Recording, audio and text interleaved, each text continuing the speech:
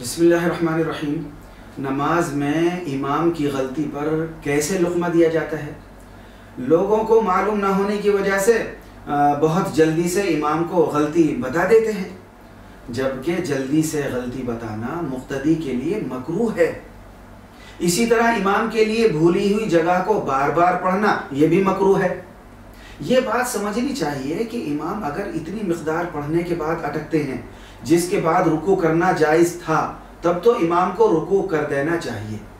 اور اگر اتنی مقدار سے پہلے اٹک گئے ہیں تو ان کو چاہیے کہ دوسری صورت جو یاد ہو وہاں سے پڑھنا شروع کر دیں، وہیں اٹکے نہ رہیں۔ امام کے لیے اٹکی ہوئی جگہ کو بار بار پڑھنا یہ مکروہ ہے، اور امام کو مقتدی کے لقمے کا انتظار کرنا یہ بھی مکروہ ہے، اور مقتدی کو چاہیے جب تک لقمہ دینے کی شدید ضرورت نہ ہو امام کو لقمہ نہ دیں، تھوڑا سا رکیں کہ ہو سکتا ہے امام رکوع کر دے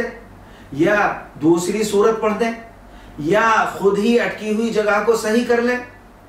جلدی لقمہ دینا مقتدی کے لیے یہ مکروہ ہے، لیکن اگر امام نہ رکوع کریں اور نہ دوسری صورت پڑھیں تو پھر لقمہ دے دینا چاہیے، یعنی جب امام لقمہ مانگے تب لقمہ دے دینا چاہیے، خواہ 3 آیتیں پڑھ چکے ہوں یا اس سے کم پڑھی ہوں، اور نماز کسی کی بھی فاسد نہیں ہوگی۔